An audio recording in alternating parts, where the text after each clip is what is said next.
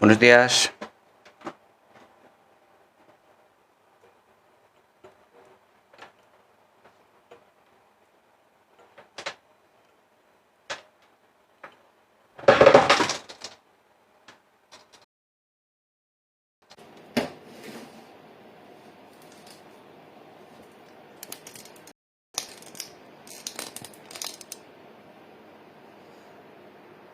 Ahí estamos.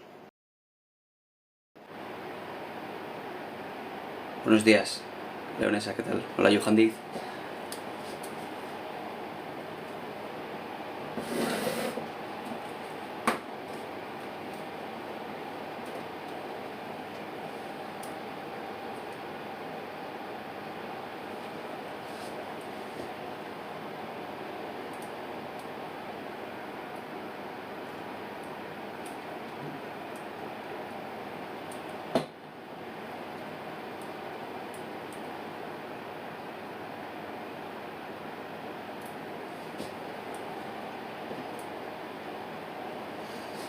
Bueno,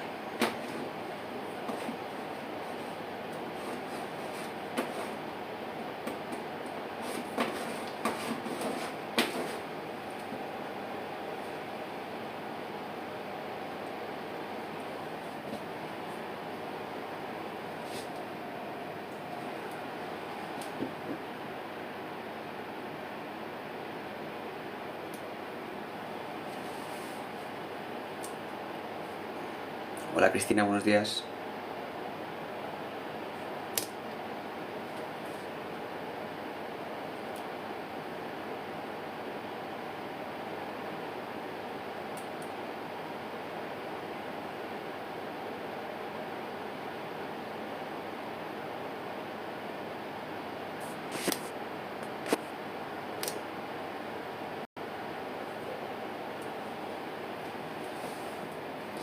Buenos días.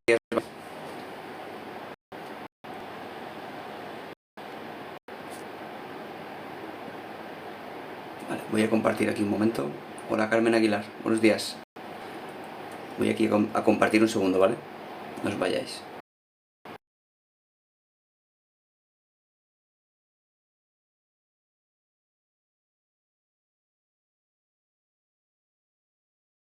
Ahí estamos. Vale.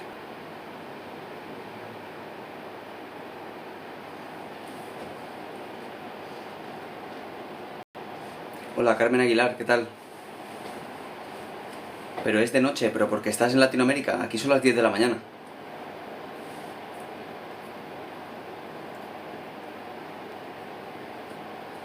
Aquí siempre conectamos a las 10 de la mañana, aquí en el horario de España. Pero supongo que si estás en Latinoamérica deben de ser las 5 o las 4 de la mañana. Bienvenida si no has estado nunca por aquí.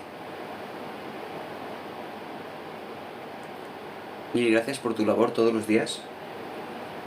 Ah, pero vale, porque has pasado más por aquí, vale. No reconocía el nombre.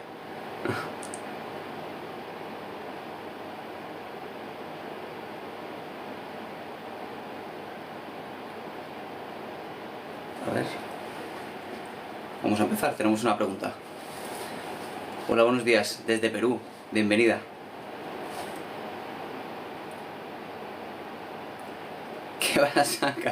¿Qué vas a cantar?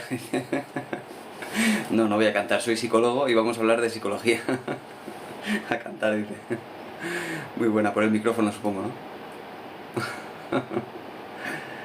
Bueno, vamos a hablar de psicología como siempre. ¿Vale, Carmen? Si es la primera vez que pasas por aquí, pues puedes preguntar lo que quieras. Se te borra la pregunta, Leonesa, porque esa palabra parece que está prohibida en TikTok. No se puede pronunciar. Porque alguna vez nos han mandado aquí un aviso de que esa palabra no se puede decir. ¿Vale? Esa palabra que es quitarse la vida. No se puede decir, yo no la puedo decir. Vosotros por lo visto no la podéis escribir en el chat. Son normas de TikTok.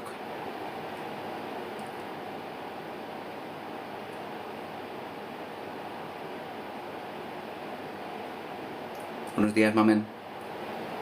Pero a ver, preguntabas, si no me equivoco...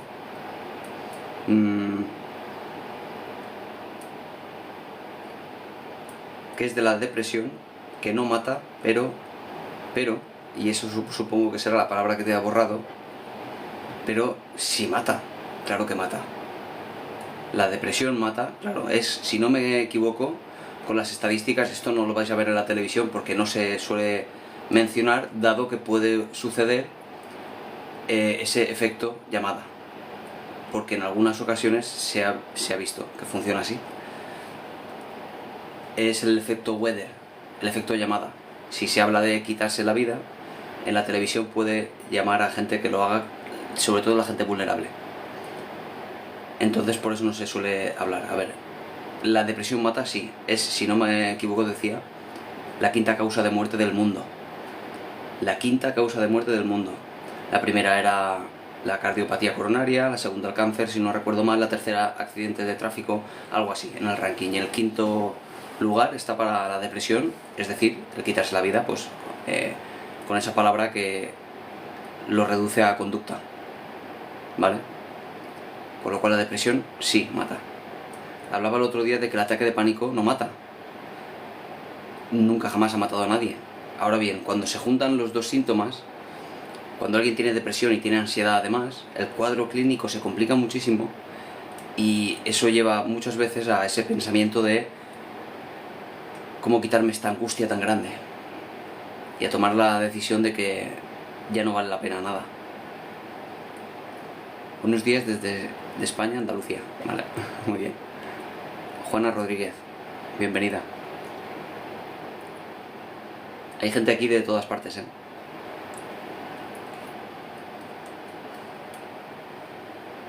Con lo cual, si alguien padece depresión, me parece muy mala idea solo tomar fármacos, solo ir al psiquiatra, ¿no? Que te dé pastillas, o al mismo médico de cabecera, ¿no? A ver, ¿qué pasa con una locomotora? No me he enterado de eso. No veo la tele, ¿eh? Igual le ha pasado algo y no me he enterado. ¿Qué opina del caso de locomotora de Argentina? No me he enterado de nada de eso. No veo la televisión, ¿eh? Dime, coméntame y a ver qué te puedo decir de ello, ¿vale? ¿Locomotora es una persona o es un aparato?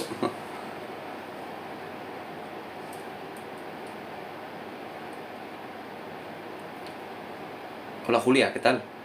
Bienvenida. Desde Almería, en Carni. Qué bien, aquí hay de verdad hay gente de todas partes, tanto de España como de Europa. Alguna se ha conectado desde Noruega, y de Latinoamérica también se conecta mucha gente, sobre todo en YouTube.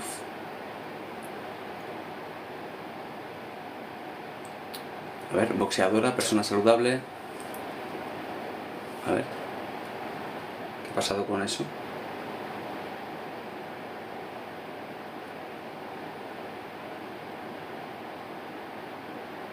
Boxeadora, persona saludable, recomendaba entrenar, alimentarse bien, descansar bien. ¿Qué pasa? ¿Qué ha muerto? ¿Ha muerto de forma repentina? ¿Fallo encefálico? Vale. Sí, puedes hacer la pregunta que quieras, Iván. Voy a intentar contestarlas como siempre, a todas, ¿eh? Voy a intentarlo, como digo, porque cuando a veces son muchas preguntas. Vale, con respecto a esta boxeadora, es locomotora, que es su nombre, su apellido, su apodo, ¿qué es? No importa. ¿Os dais cuenta de la cantidad de gente que dice eso de entonces por qué cuidarse si de todas maneras la gente saludable, la gente deportista, la gente que no bebe alcohol se muere igual? ¿Qué opináis de eso? ¿Para qué cuidarse entonces? Porque el que bebe alcohol, el que fuma mucho, el que toma drogas, etcétera, suele tener ese argumento como algo válido. Pues tal persona, este es un ejemplo de ello, que tanta vida saludable tenía, que tanto se ha cuidado, que tanto, etcétera, se ha muerto también. Digo, claro, porque siempre hay que hablar de una forma razonable. No me refiero a sentido común, sino a razonamiento. Siempre que hablamos de fumar, de beber, de cualquier conducta de este estilo, que no es saludable, hablamos siempre de factores de riesgo. nunca de causas de enfermedades. Una persona que no bebe, que no fuma y que hace deporte, tendrá también a veces ciertas patologías. Pero ¿qué pasa con las personas que coincide, que hacen muchísimo deporte y se cuidan? Que la gente cuando sucede un caso así le pone toda su atención. De hecho, yo no hubiera conocido este caso jamás si no me lo hubieras mencionado. Mucha de la gente que hay aquí seguramente no lo hubiera conocido. Sucede que hay un sesgo en la atención. Que esas personas con 50 años que no se han cuidado jamás y que mueren de un cáncer o de una cardiopatía coronaria, no se les presta atención, solo mueren y ya está. A las personas que destacan por esa razón, el foco de atención se les pone de una forma casi automática, de una forma más bien, bueno, publicitaria. Eso lleva a ese sesgo en la atención a pensar que en realidad mueren tantos jóvenes incluso que se cuidan como gente más mayor que no se cuida nada, y no es así. Lo cierto es que fumar, beber alcohol y no hacer deporte supone un riesgo mayor, más probabilidad de padecer todo ese tipo de trastornos. Sencillamente, es decir, si haces deporte, si no bebes alcohol y te cuidas, con mucha más probabilidad vas a sobrevivir a todo eso. Ahora bien, es lo único, porque son factores de riesgo. Pero es que el estrés, cuidado con el estrés, cuando está mal gestionado, cuando uno no vive la vida que querría vivir, vive angustiado con su vida, eso es otro factor de riesgo importante para padecer cualquier tipo de enfermedad, tanto psicológica como física. Con lo cual, una persona saludable, que come muy bien, que se cuida, hace deporte, no fuma, no bebe, pero tiene un estrés tremendo durante toda su vida, está en riesgo de padecer una enfermedad también, claro. Y no es nada raro. Pero es que la persona que fuma y la persona que bebe también tiene quizá estrés y estamos en las mismas. Solo son más factores. Pero la relación está clara y no hay ninguna duda. A más fume uno, a más beba uno, a menos se cuide la alimentación, más probabilidades tiene de padecer enfermedades. Solo eso. Olvidaos de esas asociaciones que hace la gente de que en realidad no tiene nada que ver con la enfermedad, o que en realidad cualquier persona saludable tiene la misma probabilidad de morir. En realidad no. Ni de lejos. Solo es un sesgo en la atención. ¿Qué opina del Dr. Biter? No lo conozco. De Frank Suárez tampoco lo conozco. Si me pones en contexto quizá te pueda responder a pesar de todo. Y gracias por la pregunta. Bueno, voy a ver por aquí. Tu padre por depresión, Unganilla. Además hay que tener siempre en cuenta, Unganilla, y siempre tenerlo presente, que la depresión en general es algo que se hereda.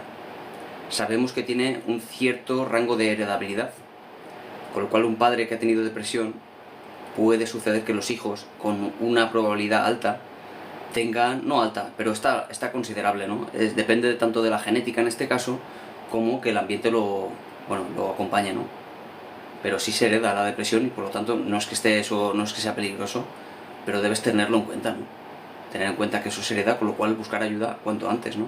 Hablamos el otro día de eso y creo que buscar ayuda siempre es lo más apropiado, porque a pesar de tener marcadores genéticos incluso, sí, es genética, todos los trastornos afectivos, incluida la bipolaridad, la manía, etcétera, tienen una heredabilidad considerable, al igual que la esquizofrenia, que otras, y hablamos de porcentajes, de probabilidades,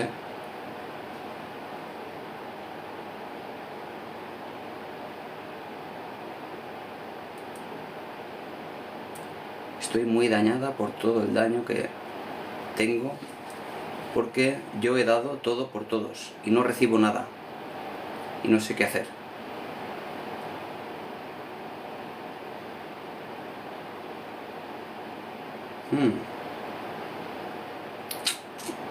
¿Qué hacemos con eso? ¿Dónde está aquí el problema?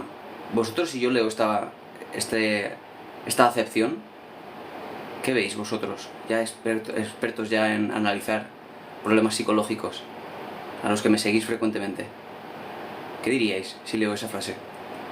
Estoy muy dañada por todo el daño que tengo porque he dado todo por los demás y yo no recibo nada a cambio. ¿Qué pensáis? ¿Qué haríais vosotros? ¿Qué le diríais a una persona que os dice esto?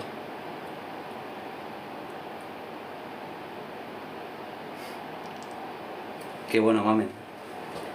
Además, me alegra mucho saber que en realidad todo esto que digo, que al final este afán divulgativo llega a algún sitio. Realmente no se trata de palabras. No se trata de componer una palabra detrás de otra que quede bonito en el vídeo. Esto es divulgación científica. Y que alguien conecte con esto y que lo asuma, que lo mastique, que lo lleve a su vida, es maravilloso. Gracias, mame. Que uno quiere resolver los problemas de los demás para olvidar de los suyos.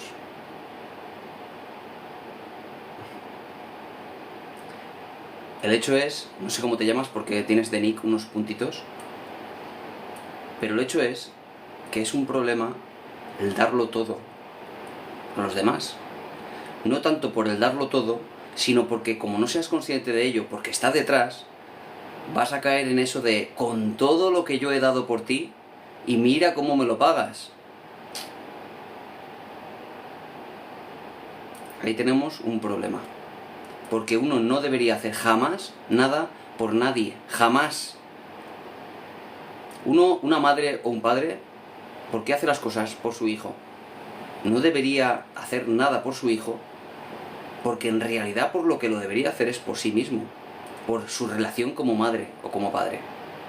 Sencillamente debería de hacer eso porque siente que es lo que tiene que hacer, no por el hijo, porque entonces caeremos en ese problema de con todo lo que te he dado y mira cómo me lo pagas, con el esperar a cambio una respuesta, una recompensa, que muchas veces no es consciente, pero evidentemente está detrás de estos sentimientos. Uno debe de hacer las cosas porque quiere hacerlas, porque se sienta a gusto, porque es coherente consigo mismo, con sus valores, no por esperar nada a cambio jamás. Y luego si algo se recibe a cambio, cariño, amor, reconocimiento, una palmada en la espalda, genial, bienvenido sea. Bienvenido sea, de verdad. Pero jamás esperar a cambio nada, porque eso va a hacer que nos sintamos tremendamente mal cuando eso no se cumpla.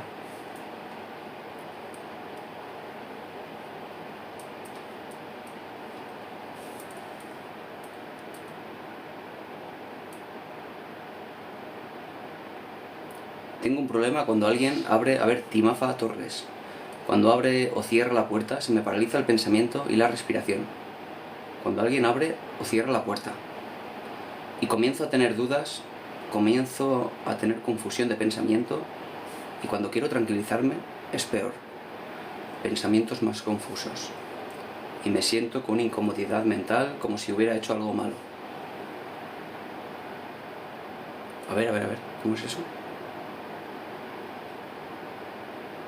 Cuando alguien abre o cierra una puerta cualquiera,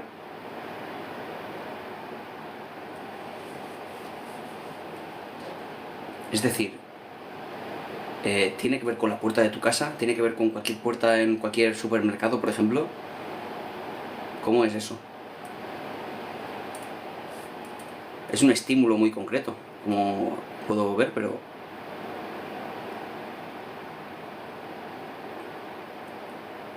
la persona está muy dañada por no recibir la gratitud que merece, está decepcionada. Hablamos el otro día de la decepción, la desilusión y lo que sucede cuando esto ocurre, y se siente muy minimizada por su sacrificio y que es injusto, eso es. Pero eso no invalida su valor ni su esfuerzo. Así es, Timafa, muy, muy correcto. Coméntame esto de la puerta, que no lo acabo de entender.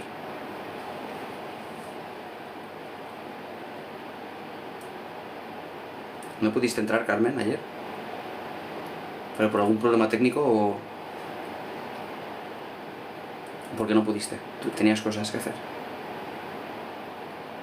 Yo lo he tenido en la cabeza cuando estaba depresiva y ahora alguna vez. Sí, eso le llamamos la ideación leonesa. La ideación es algo que no se quiere, pero aparece en la mente. Ni siquiera es un plan como tal, es más bien la intrusión del pensamiento.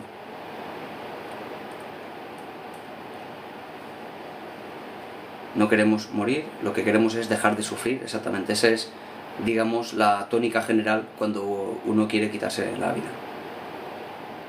no es tanto el deseo de morir como el deseo de quitarte una angustia muy, muy excesiva que tienes encima y de la cual no sabes cómo escapar. Y que en el caso del TLP mucha gente acaba como mediador en la autolesión, como una forma intermediaria entre una cosa y la otra.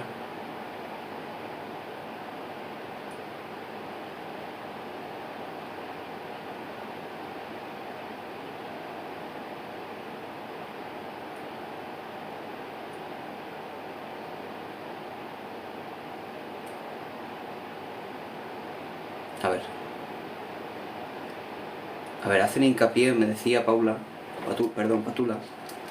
sobre Baiter y Frank Suárez, en la dieta cetogénica, alimentarse para sanar, ayuno intermitente. No conozco demasiado de esto, ¿vale? Yo no soy nutricionista, pero sí he visto, porque mi hermana empezó a hacer una dieta intermitente, de ayuno intermitente, y me puse a investigar un poco la evidencia científica respecto de esto. Bien, lo que dice los meta-análisis, que es donde uno debe acudir si quiere realmente saber algo de un tema concreto, dicen que respecto de, por ejemplo, perder peso, solo de perder peso con ese fin, en realidad no hay ninguna diferencia, ninguna mejoría entre una dieta que reduce las calorías y la dieta del ayuno intermitente. Ahora bien, para temas patológicos, para algunos tipos de problemas concretos, no recuerdo ahora cuál, creo que diabetes, no recuerdo cuál, es decir, para ciertas patologías físicas, sí se ha propuesto el ayuno intermitente como incluso mejor que la dieta, pues la dieta, por decirlo así, mediterránea, la de sencillamente reducir las calorías. Pero para adelgazar como tal no hay una mejoría. Ahora bien, para términos saludables, tampoco sabría decirte. Lo que me lleva esto a pensar es que en realidad no es necesario el ayuno intermitente, que se puede hacer por otras vías. No sé si este Baiter y Frank Suárez lo lleva hasta la clínica y habla incluso de patologías, pero claro, habría que determinar si el ayuno intermitente, por ejemplo, la dieta cetogénica, reduce sistemáticamente, o reduce, digamos, de forma significativa los cáncer, por ejemplo, o las cardiopatías coronarias, que no lo sé, y yo creo que no, porque en ese caso tendría que haberlo visto en ese metaanálisis, y no fue así.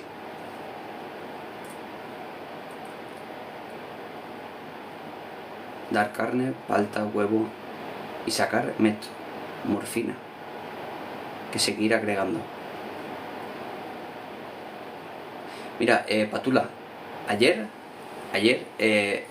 hice un vídeo que lo extraí del mismo directo, en el que alguien me hablaba de, el vídeo hablaba yo de Darwin, porque me preguntaron si el ser humano puede involucionar, y hablé de eso, de la teoría de la evolución de Darwin, que explicaría por qué el ser humano no puede involucionar. Y lo comparaba con la otra teoría errónea de Lamarck, ¿vale? Te lo digo porque ayer me escribió un amigo mío diciéndome que hay un autor ahora, un experto, biólogo o no sé qué, que está diciendo, y por lo tanto digamos que está moviéndose mucho ahora, el lamarquismo. Claro, yo le rebatí diciendo que el hecho de que haya un experto en algo, uno o dos o tres, que vayan en contra del corpus científico no demuestra que en realidad sea contrario, que en realidad sea erróneo, en este caso la teoría de Darwin, sino que en cualquier caso hay algunos puntos en contra siempre en cualquier teoría. Ya hablemos de la teoría de Darwin o de la teoría de la relatividad de Einstein. Siempre habrá un experto en algo que te diga, ya, pero es que en esto no cuadra. Sí, pero el problema es que las teorías deben coincidir en muchísimos datos, muchísimos, deben explicar y que todo cuadre dentro de esa teoría. Y así es en el caso de teorías tan fuertes como la de Darwin. Claro, yo cuando veo algo así, Patula, cuando alguien me habla de un supuesto experto que va en contra del corpus científico, en sentido a veces incluso radical, dudo mucho de si en realidad aquello que está promulgando no es solo un intento de destacar, cuando en realidad ni está mostrando nada nuevo, ni está demostrando realmente evidencia científica, sino de forma aislada. Con lo cual, me lleva a pensar un poco que en realidad este tipo de dietas que la defienden algunos, por encima incluso de dietas que en realidad también funcionan, bueno, pues me parece que me produce cierto rechazo hasta cierto punto, o al menos necesito... Ah, vale, es por el aire acondicionado este que tengo aquí. Bueno, aire acondicionado. Lo voy a parar un poco hasta que me muera, ¿vale? ¿Vale, da Treville? Cuando se empiece a convulsionar por el calor, lo volveré a poner, ¿vale?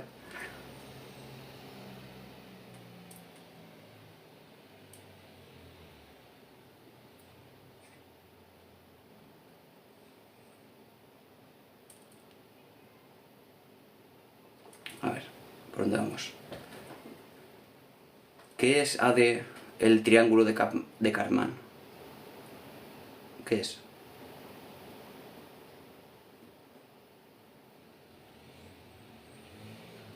Yo si ayudo me siento bien. Ah, Leonesa, ¿ayudar a los demás te sienta bien? Pues es algo que puedes sistematizar. Es algo que puedes buscar.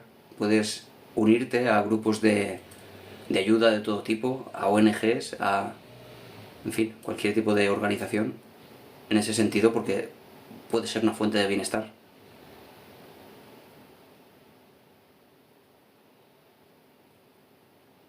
Ah, Timafa, con cualquier puerta. Pero entonces te pasará todo el día, porque las puertas en fin, las puertas de todo tipo se abren y se cierran en todas partes. ¿Y cuánto te dura el episodio? Se abre una puerta y se cierra y te dura mucho tiempo.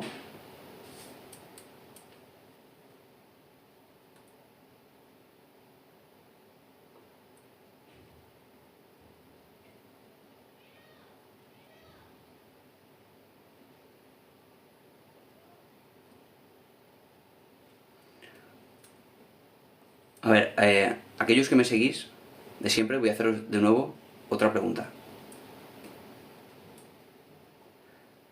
¿Cómo borrar los malos pensamientos? ¿Alguien sabría responderme a eso? ¿Cómo borrar los malos pensamientos? Los que no queremos, los que no nos gustan. ¿Qué diríais a eso?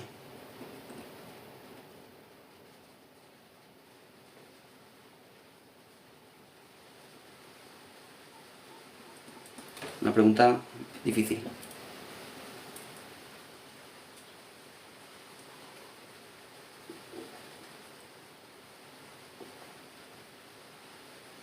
Exactamente, Esperanza. Has dado con la clave. Se reemplazan. No se puede quitar un pensamiento jamás, sea positivo o sea negativo. Si digo no penséis en un coche rojo, es imposible que dejéis de pensar en un coche rojo. No se puede no pensar, el cerebro no funciona en ese sentido. No pensar es algo absolutamente imposible. El cerebro no para quieto en todo el día. Pero lo que sí puedes hacer es sustituir ese pensamiento por otro pensamiento que, si no es al menos positivo, que sea menos negativo, o al menos, si en el caso de la ansiedad, que sea racional. Que si tenemos un pensamiento catastrófico del tipo ¿y si me pasa algo? ¿Y si el ascensor se cae y se estampa contra el suelo? Que penséis de forma racional, que generéis un pensamiento alternativo del tipo, si he subido 40 veces en un ascensor, lo más probable es que ahora no se caiga el ascensor.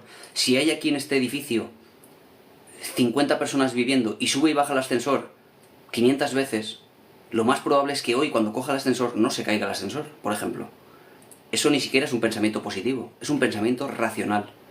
Generar esa alternativa y empezar a prestarle atención es lo que funciona contra un pensamiento negativo. No borrar el pensamiento negativo. No se puede. Ni es necesario, ni suficiente, ni vale para demasiado esforzarse en eso, ¿no?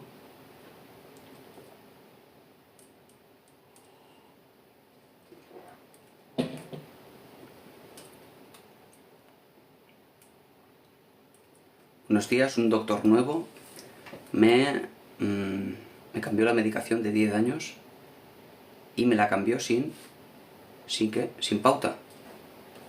Me ha destruido.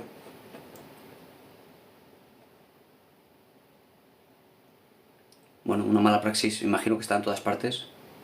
No sería, desde luego, el objetivo de de este profesional, pero algo ha pasado que ha llevado a tener consecuencias, claro, porque los fármacos tienen, desde luego, efectos secundarios. Por ejemplo, María José nos dice, de forma muy acertada también, que observa su respiración, y eso a ella le funciona. ¿Qué significa prestar atención a tu respiración? Pues quitarle la atención a un pensamiento. Exactamente. Es lo mismo que generar pensamientos alternativos, contrarios a ese pensamiento que te viene automático. En el caso de la respiración, pues es hacia un objetivo físico. En el caso de los pensamientos, hacia un pensamiento. Porque desde luego son cosas diferentes, los pensamientos y los síntomas físicos de la emoción. Pero es otra forma de quitarle la atención a un pensamiento. Porque como digo, no se puede borrar. No se puede quitar un pensamiento negativo. Se le puede quitar la atención. Eso sí se puede hacer. Y se debe practicar día a día. Porque todos los días tenemos pensamientos que no queremos. Pero ¿cómo los vamos a discutir, por un lado? ¿O cómo les vamos a quitar el valor, por otro? Va a determinar que sintamos a consecuencia de esos pensamientos o que no sintamos.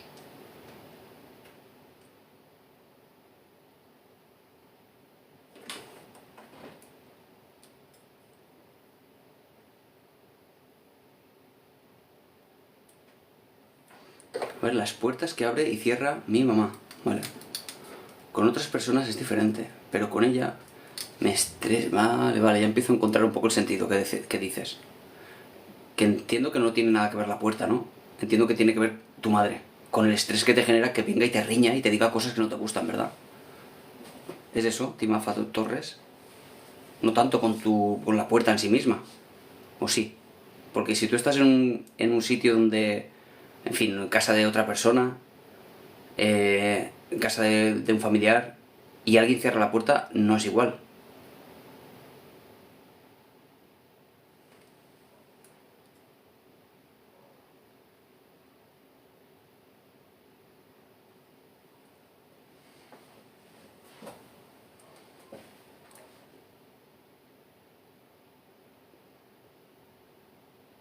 Es así, Timafa, tiene que ver con tu madre. Siento culpabilidad y además dura hasta que haga alguna penitencia en la iglesia. Has encontrado en eso una salida que te funciona, aunque sea tardía.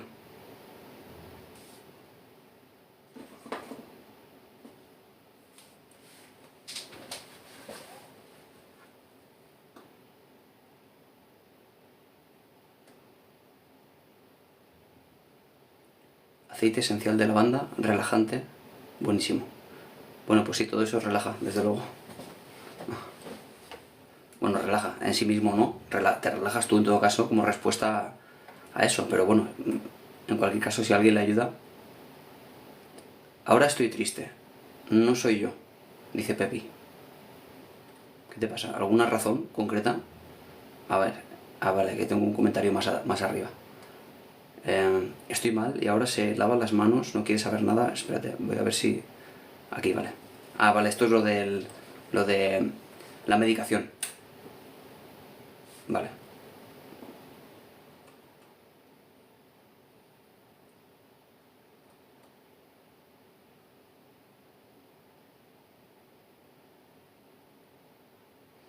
A ver, pero encuentro un problema aquí en el mensaje. A ver, hablas de que a ti te ha destruido la medicación, el cambio de medicación, pero cuando dices aquí y ahora se lava las manos, no quieres saber nada, ¿a quién te refieres, Pepi? Me he perdido.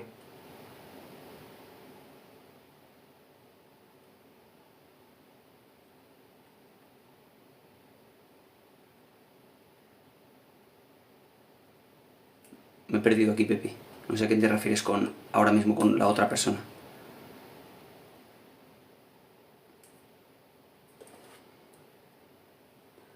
Hola.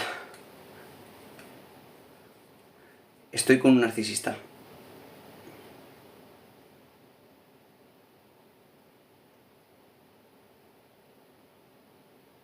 Vale, perdón, Pepi, vale. Vale, estaba yo pensando en algo obsesivo compulsivo con lavarse las manos, perdonad, Tantas cosas en la cabeza, a veces se me va. De verdad que estaba pensando en físicamente lavarse las manos. Vale. ¿Y qué afección te ha traído las pastillas? ¿Qué consecuencias ha traído? Porque imagino que a raíz del malestar has dejado las pastillas.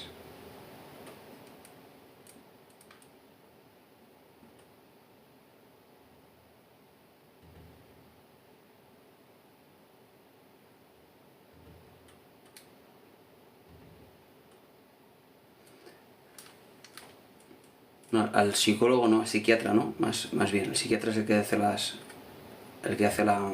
Hola, Irán de los Vientos. Buenos días.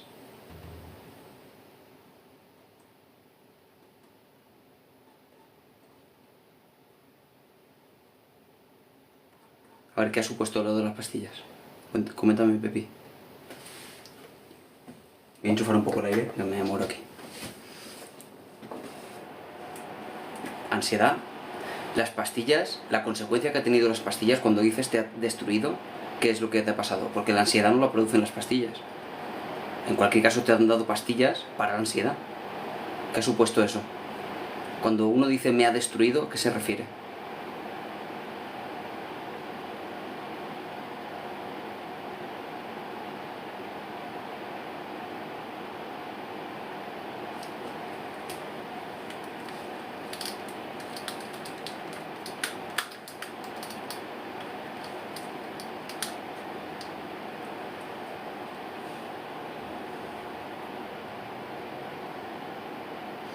Claro, Pepi, es que creo que deberías de, además de la ayuda farmacológica, que es lo que hace, ayudar, deberías de tener también un tratamiento psicológico para aprender a gestionar la ansiedad.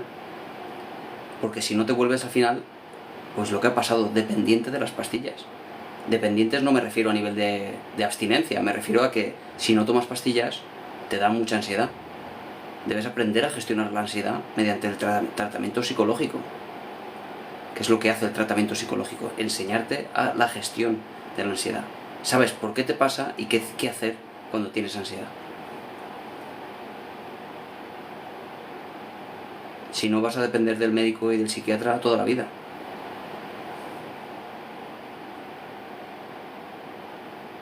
Y no es solo de la ansiedad, sino, claro, la experiencia ahora que estás empezando a tener también. La tristeza, otra de las emociones que uno debe aprender a gestionar.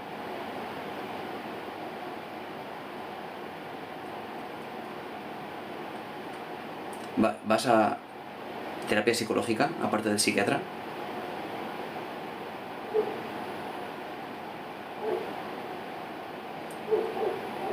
Eso es lo que necesitas. Las pastillas ayudan, pero no es suficiente. A ver, con mamá, claro, ves, Timafa sabía que en realidad tenía que ver con tu madre y no con la puerta. Con mamá es muy estresante y siempre hace todo lento y pone pausas en cada cosa que hace, y yo soy todo lo contrario, muy rápida.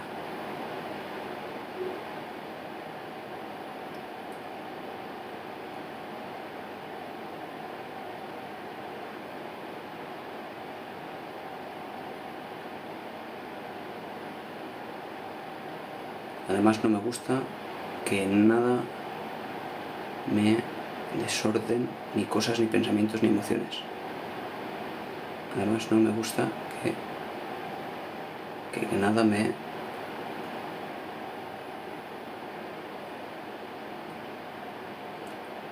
Tienes un problema de la interacción con tu madre, Timafa. Tienes que gestionar eso con tu madre, ni siquiera con tu madre, sino, claro, hablamos de nuevo de cómo a ti tu madre te arranca unas emociones que te hacen sentir mucho malestar, en general ansiedad, porque eso que percibes cuando se abre la puerta o se cierra es ansiedad.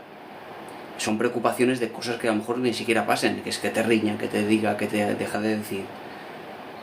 Después hay tristeza, rabia, hay rabia a la hora de cuando tu madre te dice lo que tienes que hacer, cuando te juzga, etcétera, ¿no? Exactamente, te enfurece. Al final lo que no te han enseñado nunca, Timafa, no sé qué edad tienes, pero deduzco que eres joven, no te han enseñado a gestionar tus emociones, en general a nadie. No son, digamos, partes de la educación reglada la gestión emocional. entiendo que al final uno de los mayores problemas que se ve en consulta tiene que ver con la gestión emocional, es decir, ansiedad, depresión, también tiene que ver con la gestión emocional. Es lo que falta.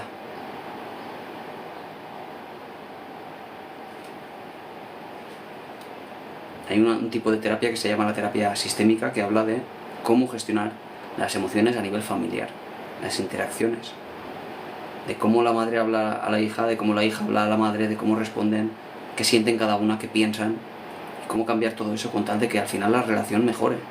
Ya ni siquiera hablamos de que una persona solo cambie algo, sino que cambie la relación, la interacción.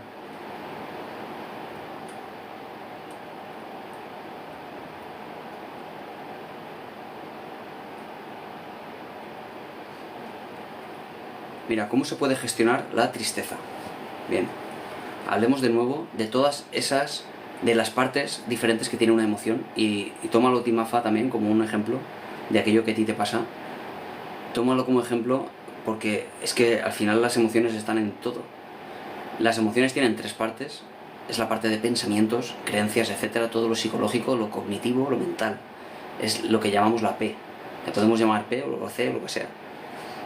Y después está la F, la forma de la respuesta física del cuerpo a un pensamiento muy concreto. Y por otro lado más vistoso es la conducta. Pensamientos, síntomas físicos y conducta. Hola Carla. El caso es que cuando uno tiene tristeza se ve imbuido de pensamientos negativos sobre sí mismo o sobre la situación que está viviendo. Son esos pensamientos los que nos causan la tristeza, no la situación en sí misma. Sentimos que estamos perdiendo algo valioso que algo antes teníamos, que no nos aprecian lo suficiente, que no somos suficientes, etc. Pero ¿es que no somos suficientes de verdad? ¿Es que perdemos algo objetivo? No, son pensamientos muy concretos, son creencias que tenemos en la cabeza metidas de lo que tenemos y lo que no tenemos que tener, de aquello que nos es nuestro y de repente nos quitan. Todo eso nos puede causar tristeza, pero son pensamientos los que nos causan esa tristeza. La tristeza, como todas las emociones, son adaptativas, no son buenas ni malas, son adaptativas. Pero lo que no podemos permitir es que una emoción dure más de lo que tiene que durar, que son segundos o minutos, nada más. Si dura más de eso, ya no es una emoción, es un estado de ánimo. Y un estado de ánimo siempre es un problema. Porque hasta la alegría, cuando se convierte en un estado de ánimo, que le llamamos euforia, es un problema, porque eso ya no es alegría. Así que, ¿cómo cambiar eso? Por las tres vías. Uno debe aprender a cambiar pensamientos, de nuevo, como decíamos antes, que nos producen tristeza. Debe aprender a decirse que vale que he perdido esto, porque lo he perdido, pero ¿cuántas otras cosas tienes también en la vida? ¿Cuántas otras cosas tienes todavía por hacer? Tan negativo es todo. Cuando estás en el momento, todo es muy negativo porque todos tus pensamientos se vuelven coherentes con la tristeza. Todo se tiñe de negro, pero no es negro todo. Solo se tiñe de negro por la reacción emocional. Uno puede cambiar esos pensamientos por otros menos tristes en este caso. Y de nuevo, a nivel fisiológico, ¿qué pasa con la tristeza a diferencia de la ansiedad? Que tu cuerpo se apaga. A nivel psicomotor, tu cuerpo se hunde. La cabeza se agacha, el cuerpo se encorva, te quieres estar todo el día en el sofá sin moverte. ¿Qué tenemos que hacer frente a la tristeza, a diferencia de la ansiedad? No relajación, no respiración, con tal de calmar mi agitación. Todo lo contrario, uno debe levantarse del sofá, pegar 7 saltos, pegar palmas, con tal de que se estimule el nivel físico del cuerpo. No, las emociones son positivas, digamos, la alegría sería mal llamada positiva, la ira, el miedo podrían ser llamadas negativas, pero bueno, son nomenclaturas. Los estados de ánimo son mucho más a largo plazo, menos intensos, pero son habitualmente los problemas. Es que un estado de ánimo es la depresión, por ejemplo. Un estado de ánimo es la euforia, que lleva a la manía. Un estado de ánimo es la ansiedad, por ejemplo, también. Una emoción que dura minutos, aunque sea rabia, no es ningún problema. Si al final de lo que se trata es de poner límite a los demás. Una reacción de miedo que te da esa energía extra para salir corriendo de una situación peligrosa. Si después cuando se te pasa, pues estás bien, está bien, también. Sí, se puede estar triste y ansioso a la vez, claro. De hecho es bastante frecuente. La depresión y la ansiedad pueden ir unidas, de hecho solo hace que complicar el cuadro clínico. No es como mucha gente piensa, como una dicotomía, o depresión o ansiedad, no es eso. Es por un lado depresión o más o menos, por otro lado ansiedad más o menos. Son dos dimensiones diferentes.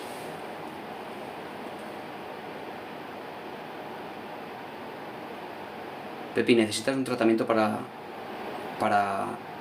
la gestión emocional. Cosa que yo por aquí es difícil que te pueda ofrecer. Puedo dar tips, puedo dar pistas, puedo dar pequeñas soluciones a pequeños problemas. Pero desde luego no puedo hacer un tratamiento rápido, ¿no? Pero necesitas tratamiento, Pepi.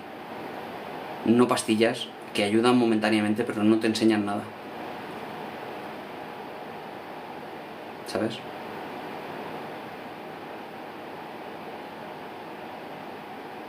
Todo empieza y termina, dice Carla. Es triste algo para mí, pero doy las gracias. Bueno, al final también es ese proceso de aceptar que hay cosas que no podemos controlar.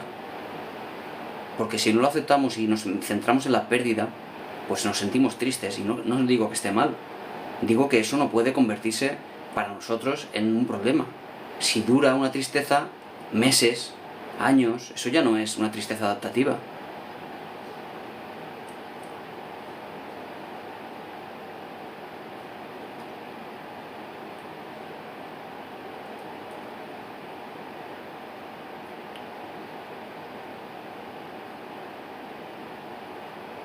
Buenos días, yo tengo ansiedad y estado de pánico todos los días. Eso es muy frecuente, eso por aquí. Es muy frecuente porque en la sociedad la prevalencia es muy alta en cuanto a la ansiedad y la depresión. Por eso cuando vas al médico lo que te da son pastillas, porque no hay suficientes psicólogos para atender a tanta cantidad de personas con ansiedad. En la sanidad pública, claro. En la privada, pues claro, como depende de que uno se lo pague o no se lo pague, pues ese es el problema, que no todos se lo pueden pagar y estamos en ese atasco en el cual en la seguridad social te dan cita para mucho tiempo.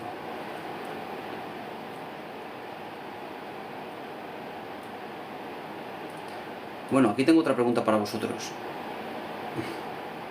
Para estas personas que me seguís frecuentemente. Porque ha llegado una persona que entiendo que es nueva y quiero saber qué opináis vosotros. ¿Preparados?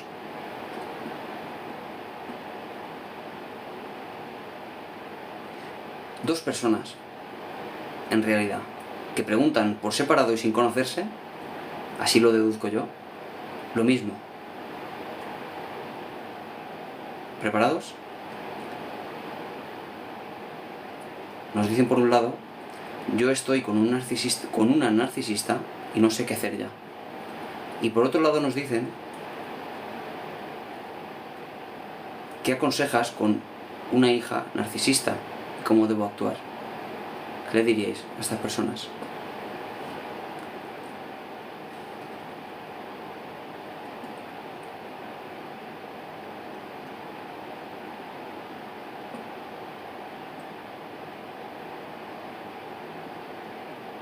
¿Qué pasa con el narcisismo?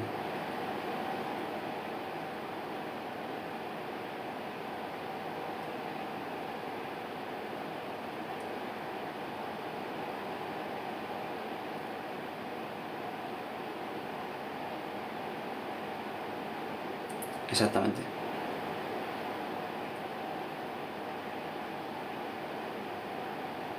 Exactamente. Claro, lo más probable, Carla, es que no estén diagnosticadas. Lo más probable es que digan son narcisistas porque, por ejemplo, son manipuladores. Porque, por ejemplo, pues se quieren mucho a sí mismos. Muchas veces ocurre esto porque vemos en internet los criterios, no todos, sino solo algunos que coinciden, pero es que va a pasar con cualquier trastorno que busquéis.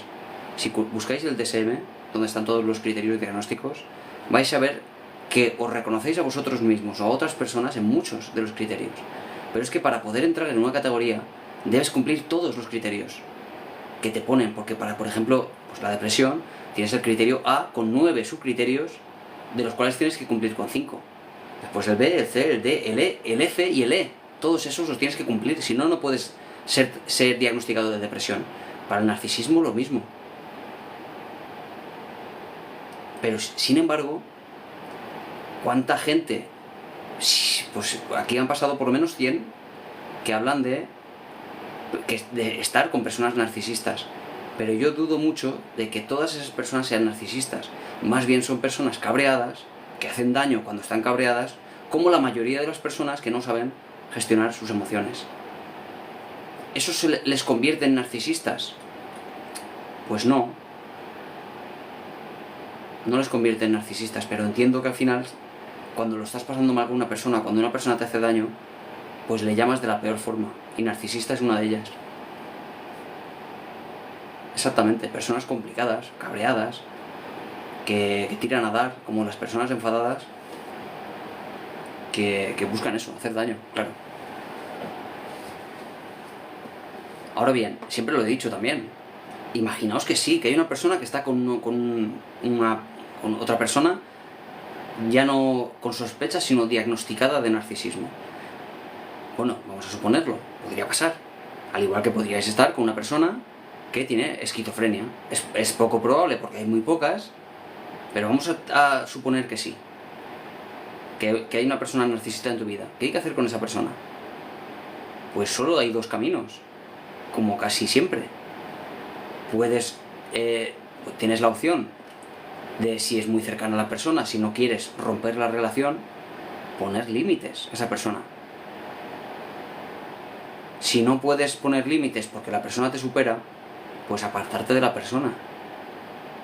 Si la persona te produce tal malestar, tenga narcisismo o no, que te machaca la vida, pues vete de la persona, apártate de la persona, no la tengas en tu vida.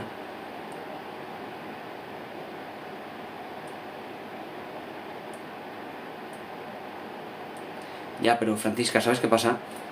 Que yo es que me he encontrado muchos casos así, ¿vale, Francisca? Me refiero a casos de personas que se quejan de un narcisista, digo, ¿eh? Casos de narcisistas diagnosticados, no, porque es que no hay. Es que hay muy pocos, como digo, ¿no? Sí me he encontrado con un psicópata que luego supe que estaba diagnosticado, pero narcisista no me he encontrado todavía a nadie. A ver, te lo digo, Francisca, por una razón. Porque tú, por ejemplo, este comentario que me dices, persona manipuladora, mentirosa, ¿vale? Y que disfruta humillando y agresiva. Fíjate, yo leo este comentario y a mí, como profesional, con experiencia ya en caso de este tipo, en el que uno se queja de narcisistas, yo veo tanta interpretación en este comentario. Cuando una persona dice manipuladora, yo cuando viene un paciente y me dice eso, les digo, a ver, pero cuéntame, ¿qué ha pasado? Y me cuentan, y una experiencia y otra, y después de escuchar varias experiencias de este estilo, me doy cuenta de que lo que hay sobre todo es tú, en este caso, enfadada con esa persona, que interpretas lo que estás viviendo con esa gran negatividad hacia la persona, atribuyéndole facultades psicológicas que en realidad no tiene. ¿Por qué? Porque está el efecto halo. El efecto halo es ese efecto de que si la persona te cae mal porque tienes un problema con ella, todo ya de su vida te parece mal. Todo ya te parece completamente negativo. ¿Entiendes? Entonces, lo de mentirosa, esto es cierto punto objetivo, alguien miente o no miente, pero en realidad, cuando esto se lo digo a los pacientes, les cuesta un poco entenderlo, pero todo el mundo miente. El problema son las creencias erróneas sobre que la mentira es mala o es buena. La mentira no es mala ni buena. Todo el mundo miente, pero no se da cuenta. Ahora bien, el que miente haciendo el bien, dice, es que yo lo hago por no hacer daño. Pero es que eso piensa todo el mundo. Es que sea bueno o que sea malo, es la valoración que uno hace. Siempre es el contrario, el que está enfadado, el que dice, lo hace para hacer daño. Pero eso es de nuevo una valoración. Ahora bien, por ejemplo, disfruta humillando a la otra persona. Claro, de nuevo hay mucho de valoración ahí. Yo tendría que ver a esta persona para ver si realmente eso lo hace así, si de verdad disfruta humillando. O más bien es la situación de cabreo contigo que tiene, en el cual, a razón del contexto, pues se ríe porque se siente mal contigo. Y porque disfruta cuando alguien con el que estás enfadado pues lo pasa mal, claro, porque estás enfadado. ¿Qué le pasa a esta persona? Yo deduzco, y atendiendo en cuenta a un proceso de inducción, es decir, de probabilidades, que esta persona es una persona cabreada y que no sabe gestionar sus emociones, Francisca. Pero da igual, no importa lo que sea. Si el problema de tu comentario ni siquiera es lo que pasa con esta persona, es la etiqueta de narcisista, es el autodiagnóstico que uno hace sobre otra persona, y eso no se puede hacer. Si costaría incluso con la persona delante, ¿cómo lo va a hacer otra persona? ¿Cómo alguien va a diagnosticar a otra persona con la cual está enfadado? No se puede. El problema es la etiqueta de narcisista. Todo el mundo ahora de repente es narcisista. Todo el mundo de repente es psicópata. Y no es así. Por un proceso de inducción se deduce que no. Ese es el problema básicamente, ¿eh? Solo la etiqueta. En cualquier caso, si la persona te produce mucho malestar, como digo, tenga narcisismo o no, uno debe aprender a cortar la relación en el caso de que ya no sea viable la solución, o en el otro caso, que seas tú quien cambie sus patrones. Y lo he vivido muchas veces como psicólogo, muchas veces, de personas que odian a una persona que consideran narcisistas, y con el tiempo aprenden a cambiar sus patrones que le llevan a odiar a esa persona. Y dicen, madre mía, ¿cómo veía yo a esta persona? Uf, madre mía, y qué malestar me producía. Y luego ven que no son narcisistas, que el problema era su forma de ver la situación. David, ¿se pueden tener secciones cada semana con el psicólogo? ¿Secciones? ¿Sesiones, te refieres? Al principio se deben tener sesiones cada semana. Es lo que dice la eficacia, que cada semana sesiones para, por ejemplo, tratamientos de ansiedad con un fin de unos 2 meses aproximadamente. Y con el tiempo ya se va distanciando a 2 semanas, a 3 semanas, etc.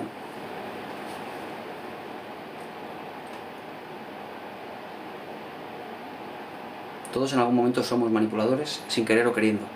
Claro, es que, Carla, si yo, por ejemplo, mi pareja hace algo y yo me enfado, no porque quiera manipularla, me enfado yo por alguna razón, me callo, como hace mucha gente que se enfada, que lo que hace es callarse, no hablar. Eso está manipulando a la otra persona, aunque la persona, como tú dices, no quiera, evidentemente. Con lo cual, claro, todo el mundo manipula, sí, claro, visto desde fuera, claro. Ni siquiera hablamos de la intención, que eso sería otra cosa. Si hay intención, si es yo voy a ponerme así en este estado de ánimo para que la otra persona reaccione a ello, entonces es una manipulación consciente, ya sería otra cosa.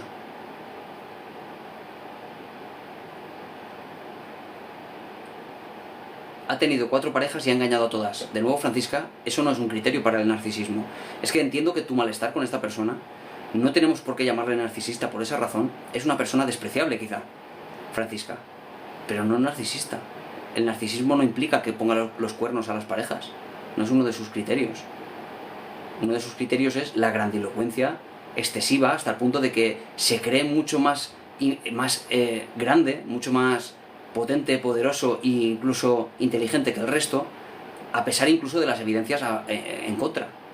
Por ejemplo, una persona narcisista podría hacer un examen de oposición y pensar que iba a sacar un 10 y sacar perfectamente un 4 o un 3, porque piensa en realidad que es el más inteligente de todos.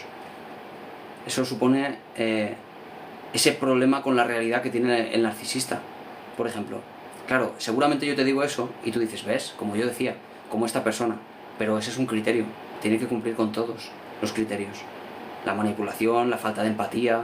Claro, ¿tiene falta de empatía? Seguramente tú me dirás sí.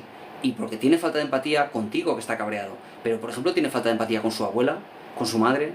Si tiene hijos, tiene falta de empatía con sus hijos. Tiene perros a los cuales les quiere, los saca a pasear, les acaricia. Claro, es que eso es lo que uno debe preguntarse. ¿Es empático con alguien en la vida? Si solo es empático con una persona en la vida, ya no puede ser narcisista. Porque no puede ser empático un narcisista. Un narcisista es un trastorno de la personalidad muy grave que de verdad le arruina la vida a uno. No tiene que ver con una persona enfadada. No tiene que ver con una persona que es infiel, por ejemplo. Solo que puede coincidir, pero da igual porque, como te digo, no se trata de la etiqueta. Y bueno, chicos y chicas, voy a marcharme volando porque tengo un paciente bajo y creo que me está esperando. Se me ha pasado un poco la hora, quería despedirme con más tiempo, Pero nada, me marcho, que no llego. ¿Vale? Adiós, chao, chao, me marcho ya. Mañana a las 10 en punto estoy por aquí, ¿vale? Adiós, chicos. Adiós, gracias a todos.